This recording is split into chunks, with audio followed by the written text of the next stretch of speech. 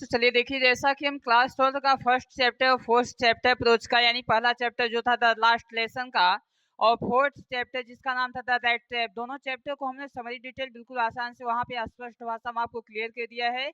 वहाँ पे आप जाके समरी वीडियो हमारे प्लेलिस्ट में वहाँ पे रखी हुई, वहाँ से देख सकते हैं वीडियो को। आज हम लोग स्टार्ट करने वाले हैं प्रोज का chapter number 2 the last spring stories of stolen childhood, written by Anees Jung. Second chapter या प्रोज का सेकेंड चैप्टर होने वाला है जिसका नाम है the last spring stories of stolen childhood, और इसको लिखा गया है, रिटन किया गया है भैया अनीस जंग जी के द्वारा। तो इस चैप्टर को हम जानते हैं, समझते हैं इस चैप्टर की डिटेल समरी हिंदी में, कैसे इसको आसानी से हिंदी भाषा में एकदम क्लियर स्पष्ट भाषा हम आपको यहाँ पे समझाएंगे। तो चलिए देखते हैं। जैसा कि इस चैप्टर का नाम है लास्ट स्प्रिंग, और यहाँ पे stories of stolen childhood written by Anees Jung. Chapter का नाम last spring stories of stolen childhood है, जो कि अनीस जंग की एक वर्क है, रचना है। और इस चैप्टर में प्यारे बच्चों खास तरह से अनीस जंग ने गरीबी क्या होती है, पॉवर्टी क्या होती है, उन्होंने इसको अच्छे तरीके से बताया है। बिल्कुल एक ऐसे बच्चों के बारे में उन्होंने यह जो चैप्टर है, जो अध्याय है, आपका जो पार्ट है, यह दो भागों में बंटने वाला है। भाग नंबर 1 में एक अन्य लड़के की बात की गई है, और भाग नंबर 2 में एक दूसरे लड़के के बारे में बात गई है। यानी ये जो चैप्टर है दो छोटे छोटे पार्ट में डिवाइड है, दोनों भागों में दो अलग अलग लड़कों के बारे में यहाँ क्या किया गया है, बात किया गया है। तो यहाँ पे अनीस जंग जी जो है इस चैप्टर को last spring stories of stolen childhood को, यहाँ पे उन्होंने गरीबी के बारे में बताया है कि गरीबी क्या होती है। जब किसी के ऊपर जिम्मेदारियां कम उम्र पे ही आ जाती हैं सर पे, तो वह अपने शान शौकत को छोड़ करके जिम्मेदारियों के प्रति, रिस्पॉन्सिबिलिटी के प्लस प्रति दौड़ने लगता है। और इसी चीज को उन्होंने अपने आसान भाषा में एकदम अच्छे से क्या होता है, कैसे जिम्मेदारियां हमें निभानी चाहिए, और जिम्मेदारियां जब सर पे आती है तो हमें क्या क्या करना पड़ता है, अपने शान शौकत को हमें क्या करना पड़ता है, त्याग देना पड़ता है, सारी चीजों को बिल्कुल अच्छे से बताती हैं। तो चलिए इसको हम पहले वाले पार्ट को, इस चैप्टर का जो पहला वाला पार्ट है, पहले वाले पार्ट का जो शीर्षक है, जो हेडलाइन है भैया, वो हेडलाइन है क्या, आई समटाइम्स फाइंड अ रूपी इन द गार्बेज। ये जो चाहे पहले चैप्टर का ये भैया फर्स्ट पार्ट, सेकेंड चैप्टर का ये पहला पार्ट है, उसकी हेडलाइन है कि एक कहानी के हेडलाइन शीर्षक के रूप में बताया गया है कि मैं कभी कभी कूड़ेदान में 1 रुपए भी पा जाता हूँ। अब पहले वाले यहाँ पे पार्ट में, पहले वाले भाग में किसके बारे में कहानी बताई गई है, मैं आपको बिल्कुल डिटेल में आप हिंदी में बताने वाला हूँ। ये जो पहला वाला पार्ट है प्यारे बच्चों, यह कहानी स्टार्ट होती है बांग्लादेश की जो कैपिटल है, राजधानी है ढाका। बांग्लादेश की राजधानी जो कैपिटल है ढाका प्यारे बच्चों, वहां पे काफी ज्यादा आदमी रहते थे। तो लेकिन क्या होता है, बाढ़ आने के बाद में उनकी जो खेती होती है और जो घर होते हैं सारे डिस्ट्रॉय हो जाते हैं, नष्ट हो जाते हैं। तो नष्ट होने के बाद में उनकी खेती प्यारे बच्चों, वे लोग बिलोंग करते हैं बांग्लादेश की राजधानी ढाका से। जब वहां पे उनका घर, खेत खलियान बिल्कुल सब नष्ट हो जाता है, बर्बाद हो जाता है, तो वे लोग क्या कहते हैं कि आकर के दिल्ली में एक स्थान है जिसका नाम है सीमापुरी, वहां पे आकर वे लोग क्या हो जाते हैं, बस जाते हैं। दिल्ली के यह किनारे पे शहर है प्यारे बच्चों सीमापुरी। यहाँ पे आने के बाद में प्यारे बच्चों वे लोग क्या कहते हैं, उनके पास खाने के लिए, रहने के लिए कोई भी जगह नहीं होता है। जहाँ पे वे लोग स्थान पाते हैं वहीं पे अपने टेंट को, तंबू को लगाकर एक अस्थाई घर बना लेते हैं, वहीं पे रहना क्या कर देते हैं, स्टार्ट कर देते हैं। तो जैसे ही प्यारे बच्चों वे लोग बांग्लादेश, उनका सारा चीज वहां से खत्म हो गया, खेत खलियान घर सब नष्ट हो जाते हैं, तो वे लोग दिल्ली के सीमापुरी में आकर बस जाते हैं। वहीं पे तंबू लगा के वे लोग रहने लगते हैं और रैक पिकिंग का कार्य शुरू कर देते हैं। रैक पिकिंग का मतलब प्यारे बच्चों क्या होता है, रैक पिकिंग का मतलब होता है कूड़ा करकट को बिनना। जब कूड़े करकट को बिनना होता है तो प्यारे बच्चों वहां रैक पिकिंग वर्ड का यूज किया जाता है। तो वे लोग रैक पिकिंग करना स्टार्ट कर देते हैं और तंबू लगा लेते हैं, और उनका जो तंबू टेंट होता है अस्थाई होता है, आज यहाँ तो कल वहां पे।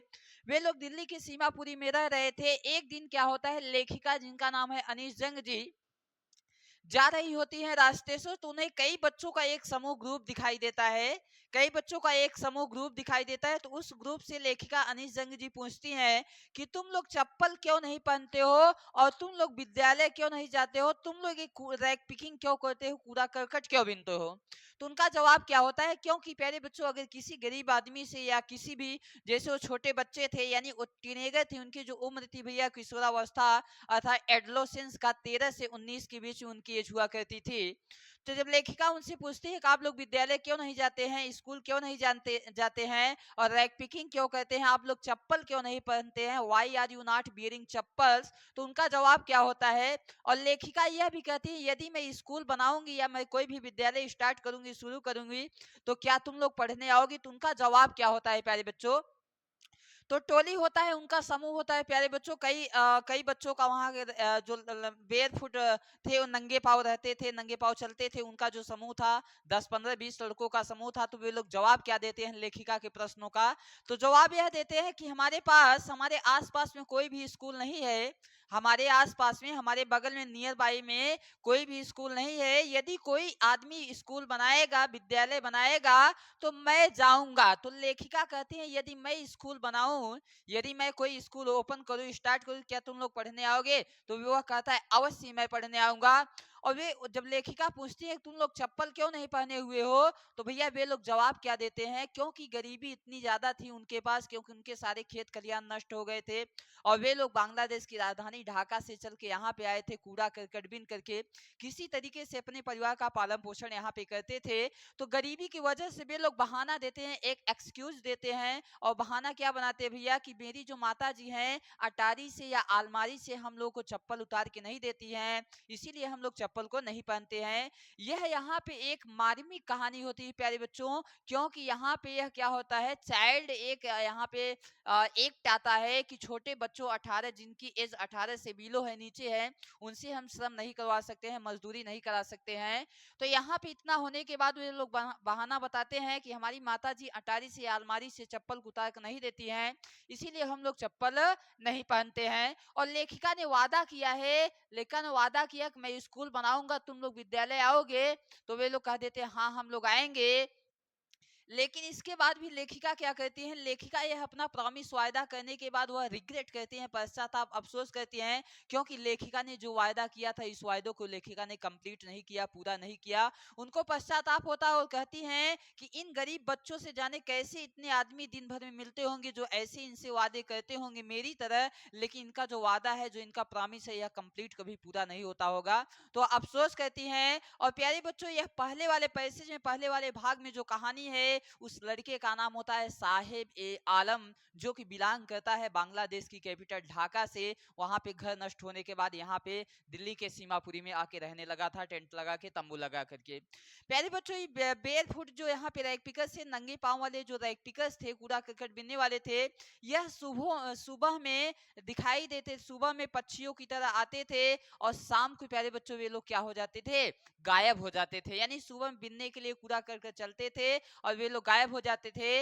अगर इन्हें कहीं पर भी किसी कूड़े करकट में, किसी गार्बेज में अगर 1 2 रुपए मिल जाता था प्यारे बच्चों, तो इनके लिए और खुशियां इनकी बढ़ जाती थी, इनकी डिजायर जो होता था और बढ़ जाता था और वे लोग और अधिक उसमें मन लगा देते थे। अगर कभी कभी इनके कूड़ेदान में 1 रुपए या 10 रुपए की नोट भी मिल जाती थी प्यारे बच्चों, तो वह 1 रुपए और 10 रुपए की जो नोट मिलती थी इनके लिए सोने के सामान हुआ करती थी, यानी इनके लिए प्रेसियस चीज हुआ करती थी, कीमती चीज हुआ करती थी। तो इतना होने के बाद में प्यारे बच्चों लेखिका ने वायदा किया, तो वहां पे प्यारे बच्चों यह कहानी पहले पार्ट की सीमापुरी की रही। तो यहाँ पे जो साहेब ए आलम था प्यारे बच्चों, साहेब ए आलम क्या करता है, इसके बाद में एक मिल्क बूथ पे, एक यानी कि भैया एक दूध की दुकान पे काम करता है, जहां पे उसे 800 रुपए पर मंथ दिए जाते हैं और साथ में भैया इसके साथ उसे खाना भी पेड भी किया जाता है, खाना भी उसे दिया जाता है। तो इसके बाद में होता क्या है प्यारे बच्चों, ये रही पहले पार्ट की कहानी। अब आते हैं हम दूसरे पार्ट पे कहानी, और दूसरे पार्ट का जो शीर्षक है I want to drive a car. और यह दूसरे वाले पहले पार्ट में साहेब आलम लड़के की बात हुई और दूसरे वाले पार्ट में भैया किसकी बात होती है, मुकेश नाम का एक लड़का होता है जो कि उत्तर प्रदेश के फिरोजाबाद नामक शहर से बिलोंग करता है, जो कि उत्तर प्रदेश की फिरोजाबाद नामक शहर से होता है। तो भैया जो फिरो यहाँ पे क्या होता है, मुकेश जो है वह I want to drive mechanic, motor mechanic, Mukesh कहता है कि मैं एक मोटर मैकेनिक बनना चाहता हूँ। लेकिन भैया जो फिरोजाबाद है यह पूरे भारत में, ऑल ओवर द इंडिया, पूरे भारत में यह चूड़ियों के लिए प्रसिद्ध है, चूड़ियों का यह केंद्र, बैंगल सेंटर माना जाता है, भारत का यह सबसे बड़ा चूड़ियों का क्या है, केंद्र है। तो वहां पे क्या होता है कि फिरोजाबाद में जो भी परिवार होता है प्यारे बच्चों, वहां पे पूरे परिवार, ईच ऑफ द फैमिली, पूरा जो परिवार होता है प्यारे बच्चों, वहां पे चूड़ियां बनाने में लगा हुआ है। और यहाँ पे प्यारे बच्चों जो चूड़ियां होती है, बैंगल जो होती है, उनको कारखाने में बनाया जाता है। कांच की चूड़ियां बनाई जाती हैं, ग्लास बैंगल्स। और प्यारे बच्चों कांच को भट्टियों में क्या किया जाता है, हाई टेम्परेचर जहाँ पे उच्च तापमान होता है, कांच को पिघला के तब चूड़ियों को बनाया जाता है, उनको आकार दिया जाता है।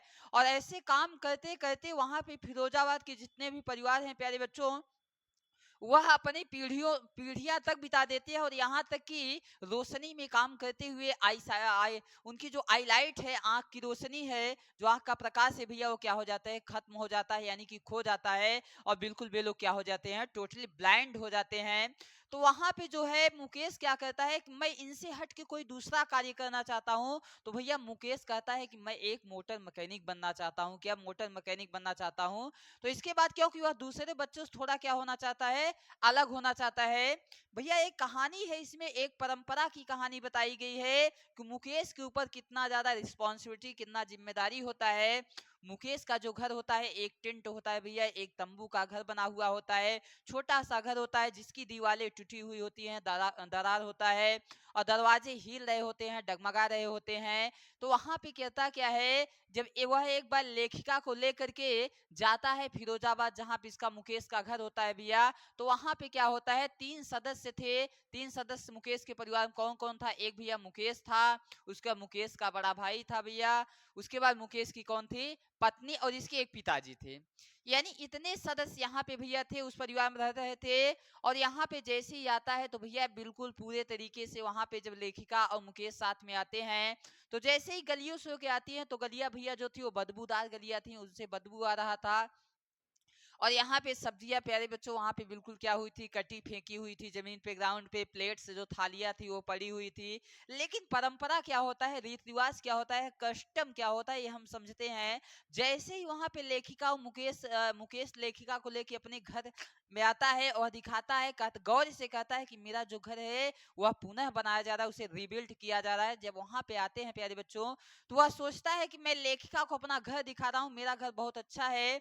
तो वहां पे आते हैं तो उनकी जो क्या होती है, बहू जो होती है, यानी मुकेश के बड़े भाई की औरत जो वाइफ होती है, वो दरवाजे को खोलती है भैया। तो वहां पे प्रथा के बारे में यह बताया जाता है कि मुकेश के पिताजी जब आते हैं, जो दरवाजे को खटखटाते हैं, तो बहू जो होता है, एज अ बहू, एक बहू के रूप में, डॉटर इन लॉ के रूप में, वह जब दरवाजे को खोलती है, तो अपने मेल एल्डर्स के सामने, अपने बड़ों के सामने, अपने चेहरे को घूंघट से क्या कर लेती है भैया, ढक लेती है। और वहां पे वह एक पतली दुबली लड़की होती है जिसकी शादी हो गई होती है। और प्यारे बच्चों वह स्टोव पे खाना, यानी चूल्हे पे खाना बनाती है। और जो प्यारे बच्चों वहां पे उसकी जो आंखें हैं, धुएं से क्या हो जाती हैं, भर जाती हैं, फिर भी वह मुस्कुराती है। और उसके ऊपर 3-4 लोगों का क्या होता है, चार्ज अर्थात भार होता है।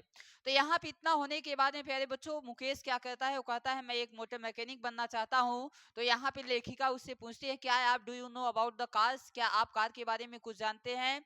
तो कहता है मैं जानता नहीं हूँ, लेकिन मैं क्या कर लूंगा, सीख लूंगा, किसी गैरेज में, किसी कारखाने में जाकर के मैं क्या कर लूंगा, सीख लूंगा। क्योंकि वह फिरोजाबाद में सभी परिवार चूड़ियां बनाने में लगे हुए थे, लेकिन वह अन्य बच्चों से, किसी दूसरे से क्या करना चाहता था, अलग करना चाहता था। तो वहां पे उसका सपना यही डिजायर था कि मैं एक क्या बनना चाहता हूँ, मोटर मैकेनिक बनना चाहता हूँ। और यहीं से प्यारे बच्चों ये चैप्टर क्या होता है, खत्म होता है। इस चैप्टर से हमें यह सीख मिलती है, यह हमें कहानी सीखने को मिलता है कि यहाँ पे अनीस जंग जी ने, जब कम उम्र में किसी के अंदर अगर रिस्पॉन्सिबिलिटी आ जाए तो उसकी सारी चीजें खत्म हो जाती हैं, वह अपनी जिम्मेदारियों पर ध्यान देने लगता है। इसी चैप्टर का नाम था लास्ट स्प्रिंग, खोया हुआ बसंत, स्टोरीज ऑफ स्टोलन चाइल्डहुड। ऐसे बच्चों की कहानियां जिनके बचपना को क्या कर लिया गया है, चुरा लिया गया है। यानी उनके बचपन का समय जो खेलने वाला समय था, उस समय में उनको रिस्पॉन्सिबिलिटी अर्थात जिम्मेदारियों का क्या करना पड़ रहा है, फेस करना पड़ रहा है। तो यही इस चैप्टर को द एंड कहते हैं, खत्म करते हैं। आते हैं नेक्स्ट वीडियो में अगले चैप्टर को लेकर, तब तक के लिए धन्यवाद।